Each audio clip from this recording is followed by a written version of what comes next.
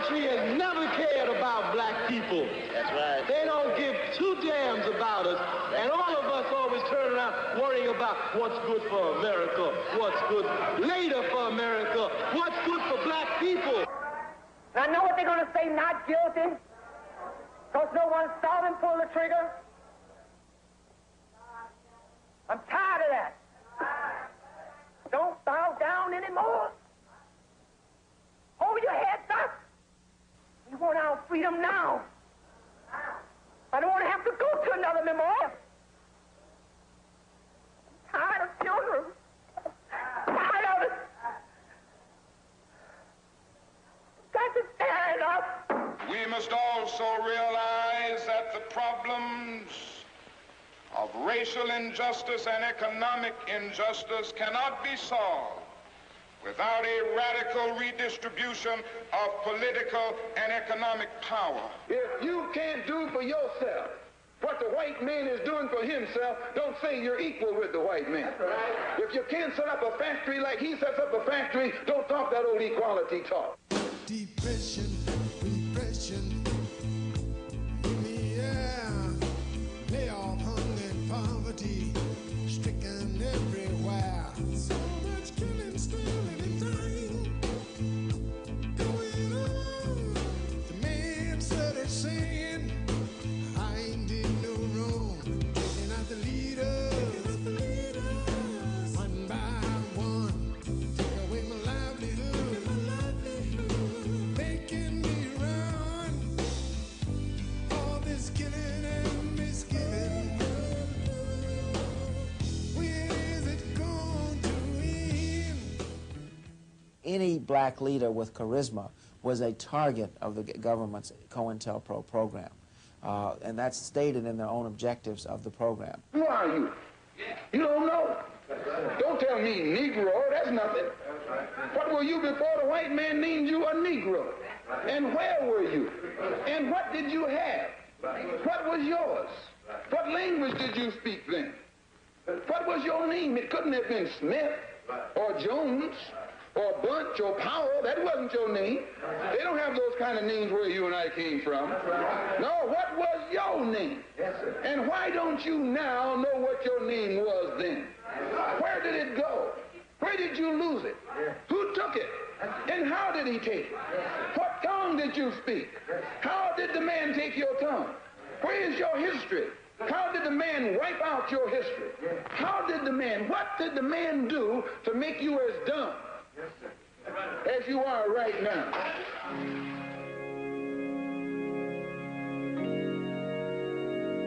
To kill the brother because he had began to take meaningful steps towards gaining the freedom for his people.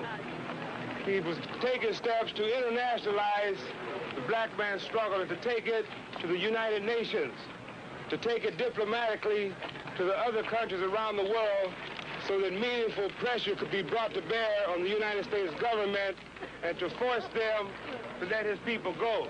We can't prove for sure that the FBI COINTELPRO program or an agent of the FBI actually killed Malcom X. They were certainly trying to reach that end. They were articulating that goal, and they were taking steps in furtherance of that, trying to cause the exact same thing to happen which happened.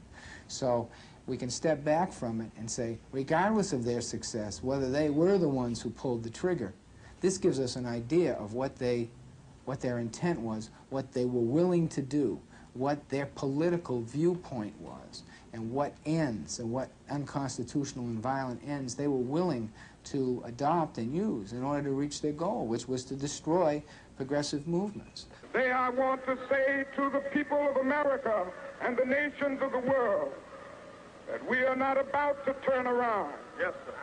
We are on the move now. Yes, sir. Yes, we are on the move, and no wave of racism can stop us. Yes, sir. And the burning of our churches will not deter us. Yes, sir. The bombing of our homes will not dissuade us. Yes, sir. The beating and killing of our clergymen and young people will not divert us. Yes, sir. The wanton release of their known murderers will not discourage us. We're on the move now. Yes, sir.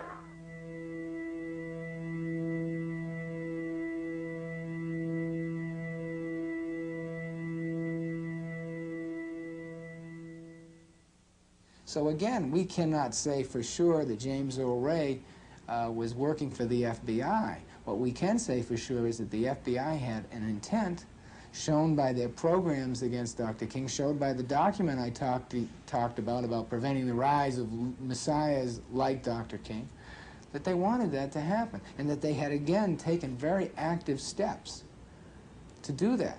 So then when Dr. King is killed a month after this document comes out, and after all of the attempts to get him to discredit him and to disrupt his organization, and in fact to have him do physical violence to himself and have others do physical violence to him, I mean, it becomes almost irrelevant whether they pulled the trigger or not. Because we know that they did pull the trigger on Fred Hampton. We have to defend ourselves. We intend to defend ourselves. We've did so in the past, and we're going to do it today, and the day after that, and the day after that. Because only through this proper example of the self-defense and the proper example of retaliation, and by letting these people know that we move from some basic laws, that anything that goes down on the oppressed people, on the part of the oppressor, it should be reciprocal. And in plain proletarian workers' language, it takes two to tango. As soon as these motherfuckers go, we go.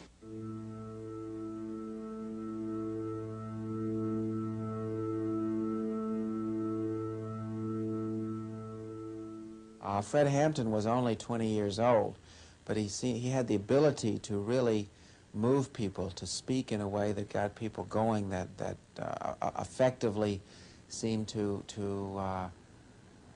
energize them. He was beginning to develop a following, throughout the country, and he was a direct threat to the power structure that oppressed people. People learn by example. I don't think anybody has an argument with that. I think that when Huey P. Newton said that people learn basically by observation and participation, I think that everybody caught on to that. So what we're saying very simply is that if they learn by observation and participation, then we need to do more acting than we need to do writing. And I think the Black Panther Party is doing that. That we didn't talk about a Breakfast for Children program, we've got one. We're not going to tell you how many kids we intend to feed and speed in Chicago. We're feeding 3,000 to 4,000 every week already, and I don't know how many all around the country. We're not talking about beginning to think about treating people free when they need medical services. We're opening a free health clinic in the city of Chicago in less than 3 weeks. These are the type of examples that people can relate to. The immediate, violent, criminal reaction of the occupants in shooting at announced police officers emphasizes the extreme viciousness of the Black Panther Party. So does their refusal to cease firing at the police officers when urged to do so several times. Ed Hanrahan, who was the political heir apparent of Mayor Daley, wanted to take credit for having killed this Black Panther leader. So he went on television, and he went on television explaining how Fred Hampton had come out of his bedroom firing a pistol, and how all the Panthers inside had repeatedly broken ceasefires and repeatedly fired at the police. The problem is when you fire a bullet, two things happen. You have a shell that comes from your gun, and you have a bullet that comes out the other end.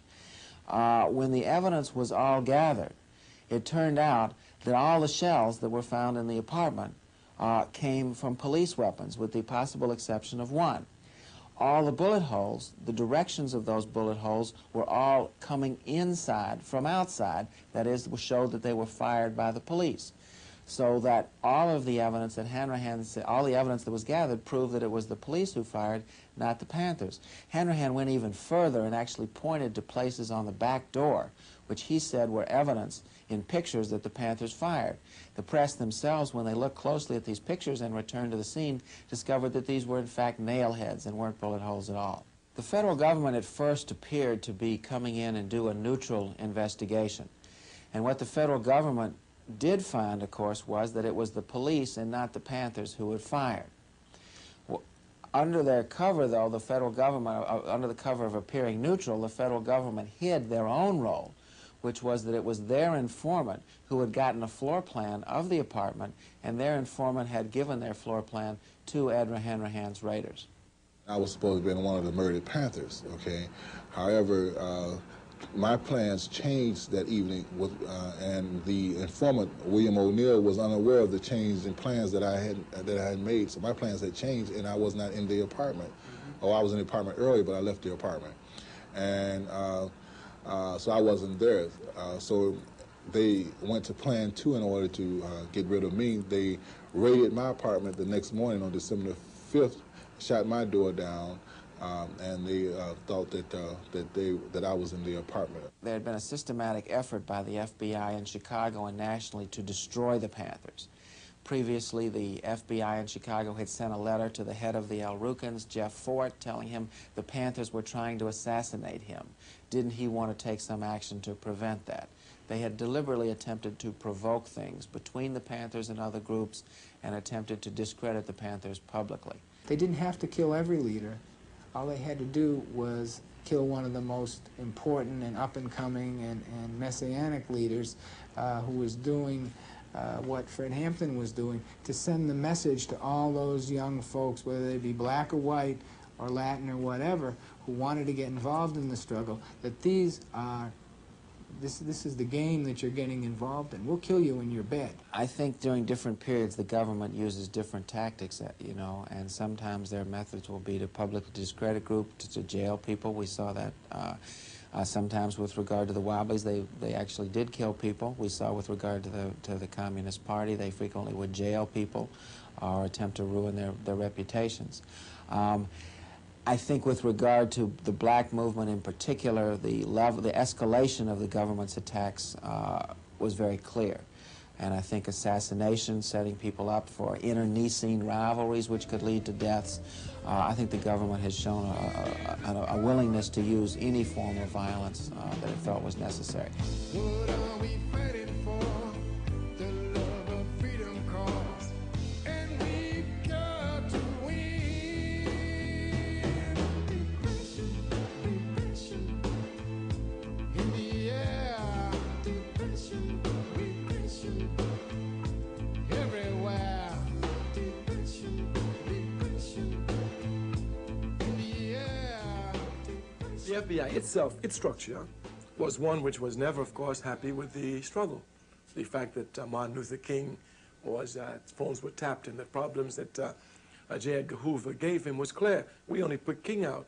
We expected it from us and SNCC, but certainly King was not a flaming revolutionary calling for the destruction of America. He was a reformist, trying to, in fact, improve America, and was good for the image of America. Within the FBI, who viewed itself as the vanguard of fighting, you know, communism and so forth, they were always afraid that civil rights and the thrust for voting rights and so forth was, quote, a communist plot. You take Martin Luther King, that is being led by communists all over this great country, feels that he has the key to the White House. He has the telephone call to the White House that can get anything he wanted. I spoke for the white people. The white people rallied behind it, and we kicked the living hell out of the niggers, sent the out-of-town niggers to the hospital and out of the state, back to their own hometowns where they ought to have been, and the niggers in St. Augustine got quiet and went back over to nigger town where they belong. Our feeling was that the FBI agent from the South was indistinguishable from his community. The FBI had to work with the local law enforcements. That was their task. So it was clear here, first of all, they have comradeship from being in the same type of job, law enforcement agencies, and they were comrades from being in the South there together, not having too much work, joking together, and probably had social life together. And since the local police were the enemies, were our enemies, and the FBI was supposed to be our allies, it meant an automatic split between them, which never occurred. Well, I've just gotten through a couple of weeks ago with a 45 or 46-day battle of Ingram Park, I call it. That's the park there in Birmingham where we stopped Martin Luther King. And I mean, ladies and gentlemen, we had that nigger whipped. FBI in the South, rather than stopping Klan violence, would in fact allow it to happen. Mr. Schwartz, but that was the problem with the Birmingham Police Department. What about the FBI? Did you ever discuss with them why they didn't do anything? Mr. Rowe: Yes, sir. I was told by the FBI. They said, well, who the hell are we going to report it to? The police department was involved in it. The police department helped set it up. We are an investigating agency, not an enforcement agency. All we do is gather information. This was my answer. Mr. Schwartz. Mr. Rowe, were you an informant in the Klan? Mr. Rowe. Yes, I was. Schwartz. From when to when? Rowe. From approximately 1959 to 1965. Schwartz. In 1965, did you surface in connection with the murder case? Rowe. Yes, I did. Schwartz. Whose murder and what role did you play in that case? Rowe. I was in the automobile the evening that Mrs. Viola Louiso was killed by a Klansman. At the high point of FBI involvement with the Klan, 1 out of 4 Klansmen was an FBI agent. So a lot, if not all, of Ku Klux Klan policy and actions were being directed by or acquiesced in by the FBI. And this led to the FBI and its COINTELPRO program and its other racially oriented programs actually being implicated in and instigating crimes, civil rights crimes, murders and such things. The Birmingham church bombing, the assassination of the civil rights workers, the Freedom Riders, Viola Louiso, for one, the people in Philadelphia, Mississippi. That Rowe was involved in all of this, and he was an FBI informant. He's the one who pulled the trigger, or at least fired a shot in one of the incidents. He was involved in the bombing, and again, connected to the FBI.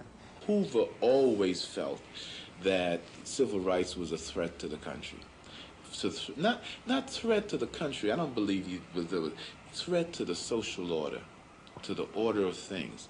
And therefore, as the protector of not only, quote, the country, which he didn't believe that we were part of, but the order of things which he knew we weren't a part of, anything that threatened the order of things, he had a right to use tactics to destroy it. There was an explanation for why our housing was bad, our education was poor, our political power was limited, and that explanation was that we were held as colonial subjects within the United States. It's not a perfect explanation. It's an analogy to situations in Africa and in Asia that we could see that fit us. Therefore, colonialism had been denounced by the United Nations, and people were entitled to their independence, and they were justified in breaking out of that type of control. That was the basic American history. Police in our community couldn't possibly be there to protect our property because we own no property. They couldn't possibly be there to see that we receive the due process of law for the simple reason that the police themselves deny us the due process of law. And so it's very apparent that the police are only in our community, not for our security, but the security of the business owners in the community, and also to see that the status quo is kept intact. Look, hey! You see that? You see, that's what caused it. You see that? Nothing but a 13-year-old kid. You see that? What are you guys standing here for? Police brutality remains as a major issue in the black community, and I'm sure in cities across the country. And probably will remain, because if you just examine what the police department is, it is the military arm of the establishment. So what do you expect of it? You expect it to protect the interests of the establishment. When you talk about law and order, the very law and order that you talk about oppresses us. So therefore, we are for the extermination of that law and order. And you have shown us clearly that we can only do it by being armed. The existentialist philosophers talk about the executioner-victim relationship that is always prevalent in most of the world today, especially the non-white world, where they're fighting for their liberation. He says there are executioners and there are victims. The executioners are self-imposed. The victims begin to fight and agitate for their liberation. They use all type of means to get their liberation. The revolutionary philosopher Frantz Fanon says that what happens is that the victim begins to agitate. He uses all types of means against his executioner in fighting for a position of equality. After he tries a number of means and they do not work, he then begins to imitate the means by which his executioner kept him down. That is usually through force and violence. He says, and then they begin to use it against them, breaking the one taboo that they've never been able to break, hitting back against their executioners, so that you ought not to be upset. If we are violent, the United States taught us very well how to be violent.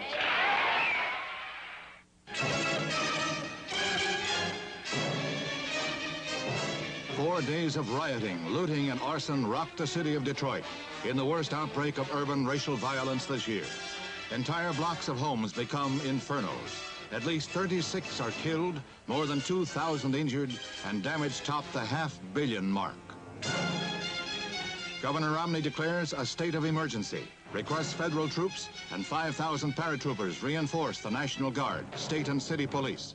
The city's industry and business are severely affected, and a tight curfew is ordered in the Motor Center. A besieged city of guerrilla warfare. Sniper groups use day and night hit-and-run tactics before tanks move in to curb their window and rooftop barrage. Wreckage is everywhere. Civil rights leaders make a joint condemnation of the violence and call for an end to the rioting. President Johnson, using firm words, urges the nation's citizens to support the maintenance of law and order. I know that the vast majority of Negroes and whites are shocked and are outraged by them. Pillage, looting, murder, and arson have nothing to do with civil rights. They are criminal conduct. Your president calls upon all of our people in all of our cities to join in a determined program to maintain law and order, to condemn and to combat lawlessness in all of its forms, and firmly to show by word and by deed that riots, looting, and public disorder will just not be tolerated. When they take care of the reasons, not only will they eliminate this one, but all others that will come about. I don't think it's over. I think it lasts until people understand what's going on. I know a lot of people, see. I know a lot of friends, but I know it's going to be tonight, it's going to be tomorrow night, and it's going to be until people straighten this up. I know when it first happened.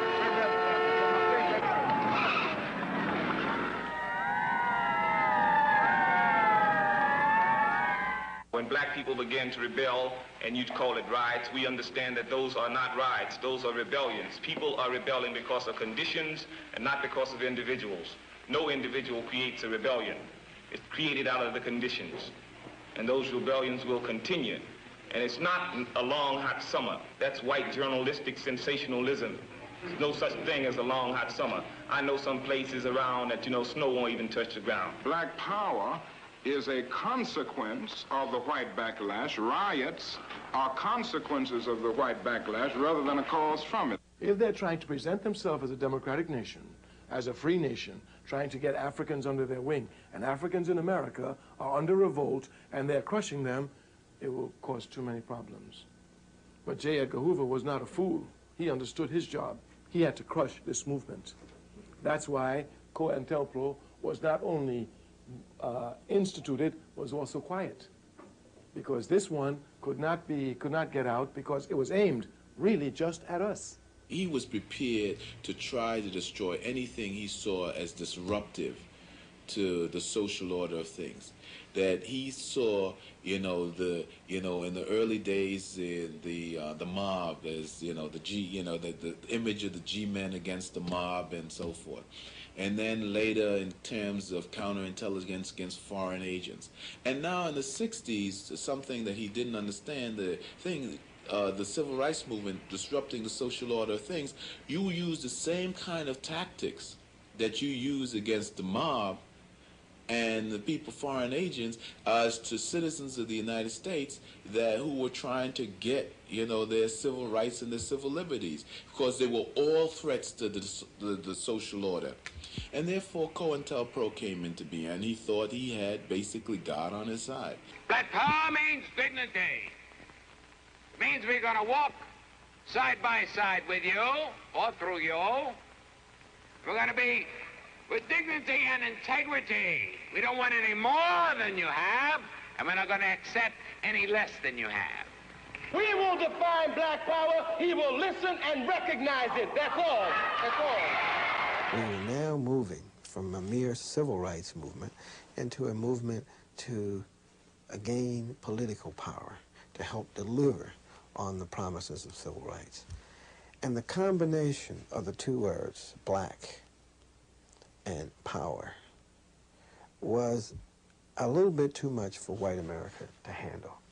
What you have is, with the Black Power movement, is an avowed, consciously perpetrated statement that is political, that says we want something more than simply the civil rights kinds of articulated demands. We want to talk about real power. We want to talk about international issues. We want to link all of this up. We're talking about political power, economic power, the internationalization of the movement.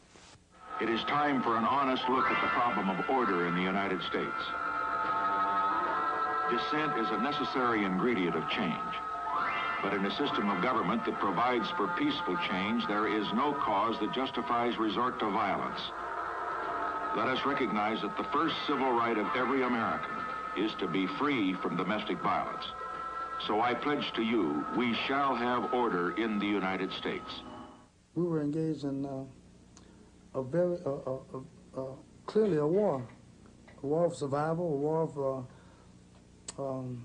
for self-determination, a war for economic freedom, a war for cultural freedom, to be able to learn things of our culture, to regain our historical identity.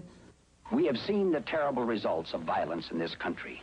It would be intolerable if a handful of violent people, and that is what it is, just a handful, could harden us against needed change. We must give notice to this violent few. There are millions of decent Americans who are willing to sacrifice for change, but they want to do it without being threatened, and they want to do it peacefully. They are the non-violent majority, black and white, who are for change without violence. These are the people whose voice I want to be.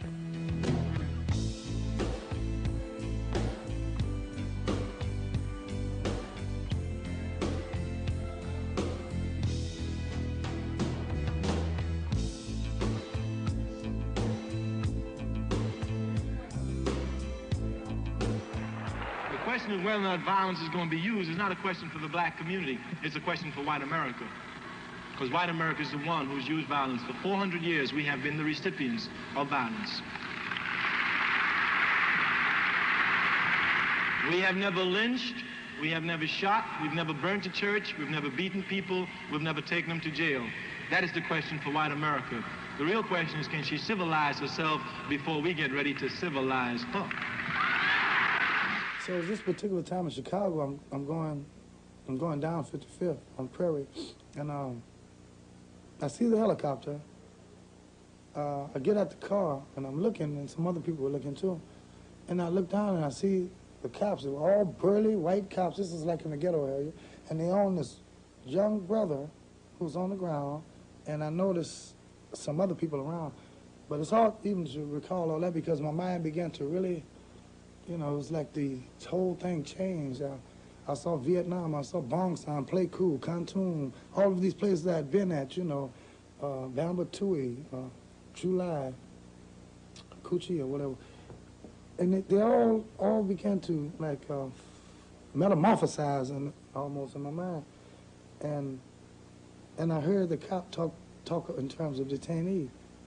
And then later on in Los Angeles and then in New York, I heard that again. They had begun to even use the language. And so that brought home a lot of reality to me in identifying the brother on the ground with the Vietnamese or the Viet Cong on it, in which we had just got through doing that too. And the helicopters, almost the identical thing, but now we were the VC. In America, black people are treated very much as the Vietnamese people or any other colonized people because we're used, we're brutalized. The police in our community occupy our area, our community, as a foreign troop occupies territory. And we're just not concerned about the Vietnam War per se.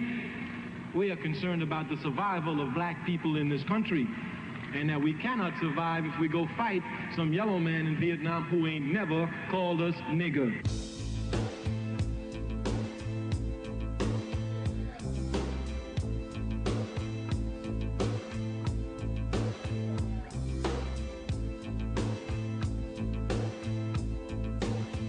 No man can speak for Negroes who tells Negroes love their enemy. No man can speak for Negroes who tells Negroes turn the other cheek. No man can speak for Negroes who tells Negroes to suffer peacefully. There is no Negro in his right mind today who is going to turn the other cheek.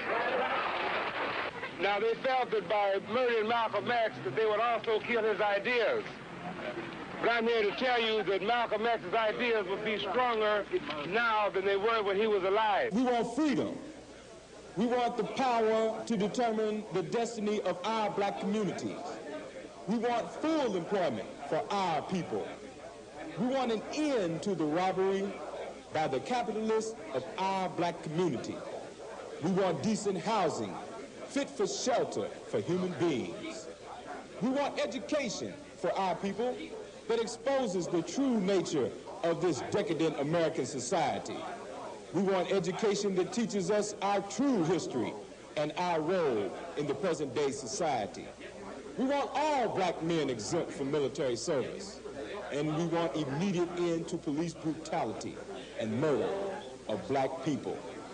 We want freedom for all black men held in federal, state, county, and city prisons and jails. We want all black people, when brought to trial, to be tried by a jury of their peer group. Our people from their black communities as defined by the Constitution of the United States. We want land, bread, housing, education, clothing, justice, and peace.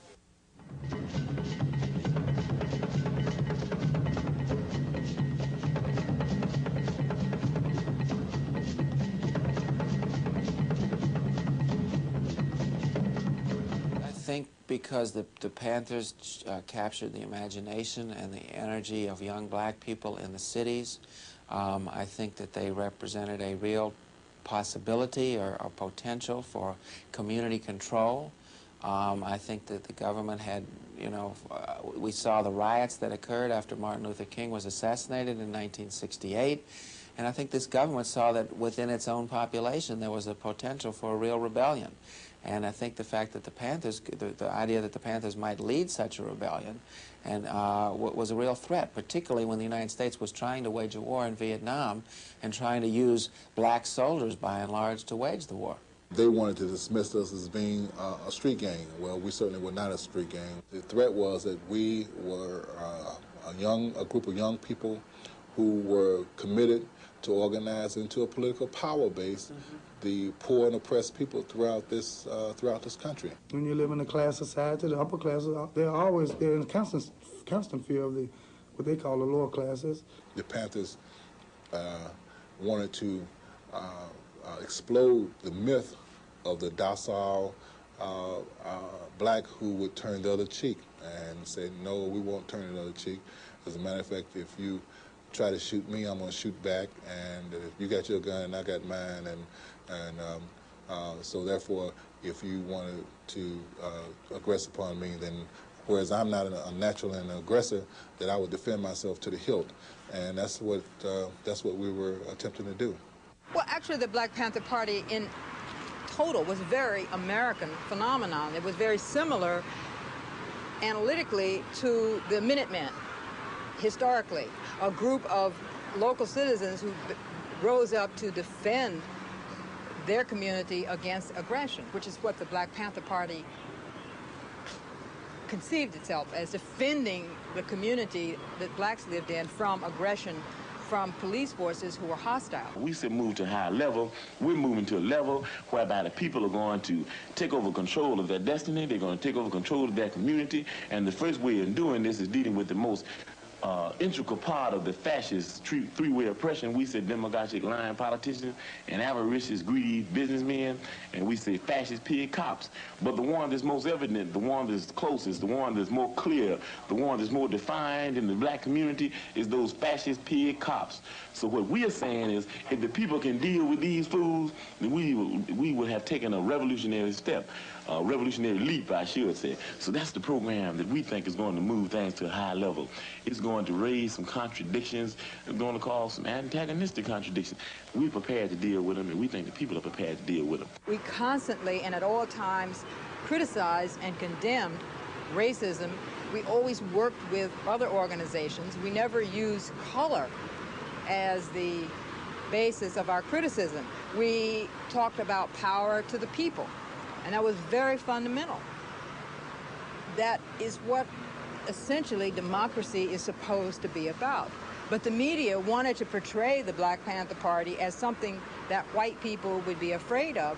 Therefore, it portrayed it as a all-black organization that hated white people and wanted to use violence against white people.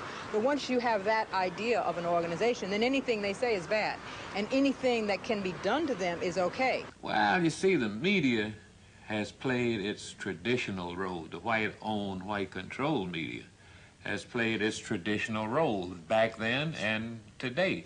And their traditional role is to maintain the status quo. Status quo meaning white folks on top, black people on the bottom. So the media did the interpreting of what was going on. And they interpreted everything in the light of how it would impact upon the maintenance of the status quo. Still do it.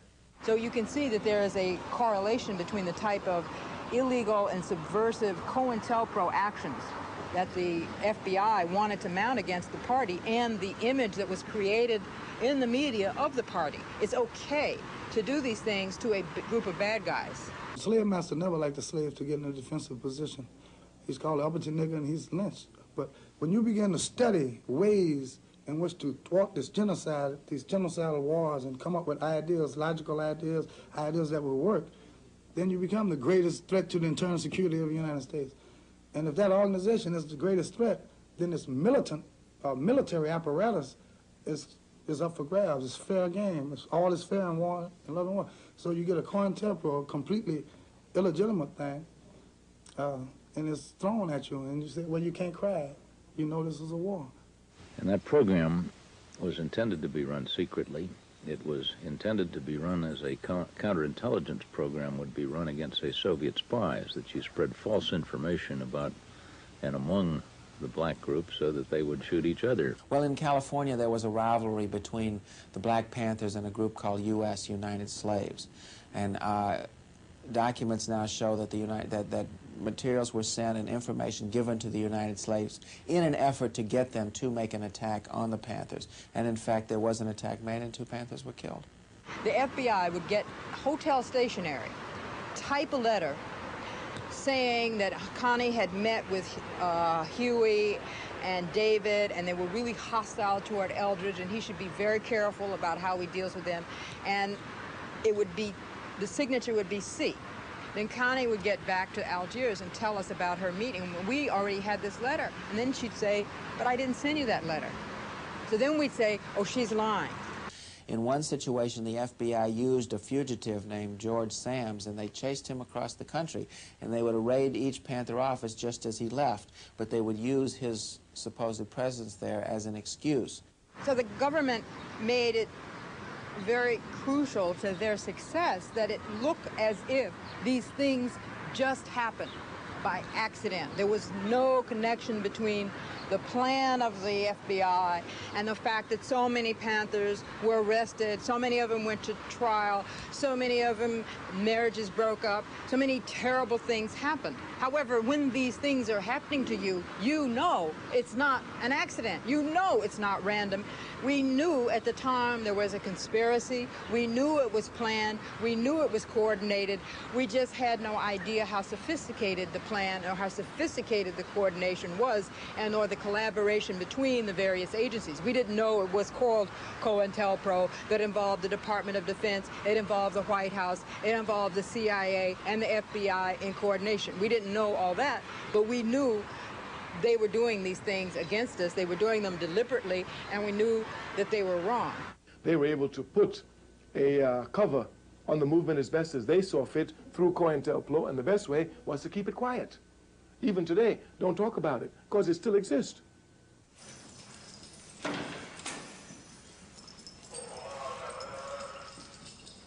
And what happened, it just went like this. No political, no politics. Next thing I know, I'm convicted of murder.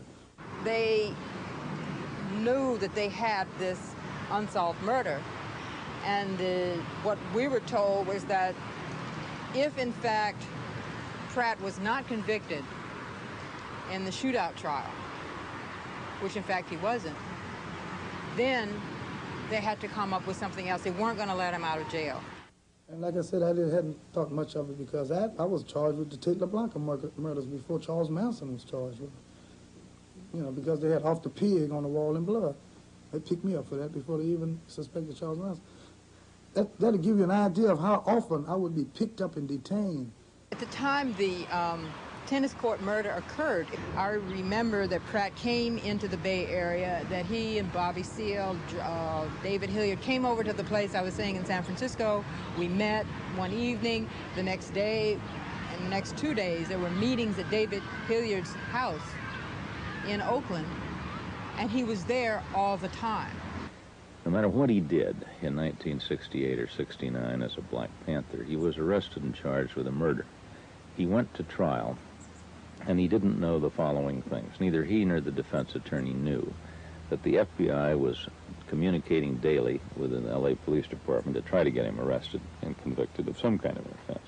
The fact that the government was spying on us meant that they would watch all of us. It's not a matter of only Pratt. They were watching Bobby Seale, they were watching David Hilliard, they were watching me. They would follow us, they knew where we went, they would tap our phone. So that if all of us come to one house and have meetings for 2 days, they're going to know this. Nobody knew that the chief witness against him was also an FBI informant threatened by the FBI with a machine gun charge. He was, Butler was out on parole at that time, or on probation. He was alleged to have had a machine gun. The FBI could have locked him up for 5 years if they'd wanted to. So all of the circumstances were set to create a witness against Pratt who would cooperate rather than go to jail himself. By the time his case came to trial, the party had been divided. So you could say that as a consequence of COINTELPRO insinuations, COINTELPRO actions, COINTELPRO desires, COINTELPRO goals had been accomplished in the sense that the party was split. And Geronimo's trial, Geronimo's destruction, you might say, was a consequence of that kind of activity because he could not, other than me, get anyone to testify where he was. I had been telling them all along, the lawyers, and speaking in open court, trying to make these assertions, and they were looking at me like I was ego tripping. That would be the thing I would get back a lot. Niggas ego tripping. And the FBI didn't have nothing, they didn't care nothing. And so I would cry. I'm in Folsom Prison in a hole. I'm in a hole here. The communication weren't that good. So I tried the best I could. I wrote different people, and to try to expose what I knew, and I knew was FBI involvement. Pratt didn't know that one of the witnesses had identified somebody else as the murderer a year earlier against him. That didn't come out. He didn't know that the FBI had put informants in his defense camp that were reporting back to the FBI what Pratt and his attorneys were planning and talking about. Clearly, that's a constitutional breach. The FBI, of course, says, well, none of these things really affected his trial. That was just the evidence against him. But the FBI wouldn't release these documents. It took Pratt's attorneys volunteer acting pro bono without fee from 76 until 1979 to drag out of the FBI grudgingly documents that still were heavily censored. You couldn't get certain information because they blacked it out.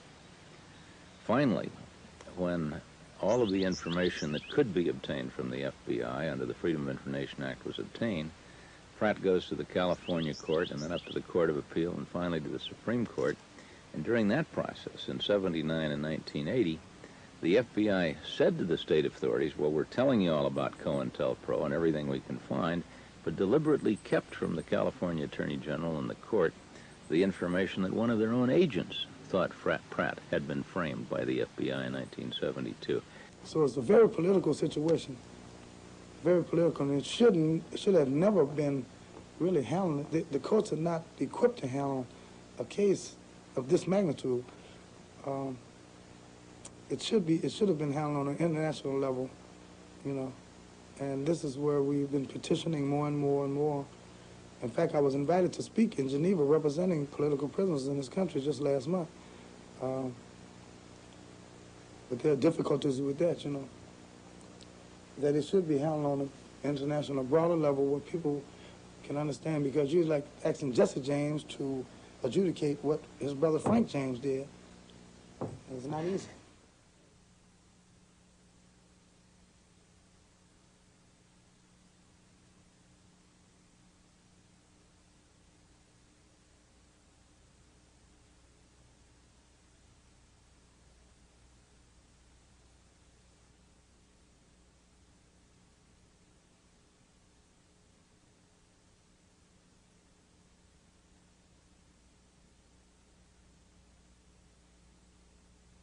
In spite of the fact that J. Edgar Hoover is no longer with us, we have some J. Edgar Hoover types,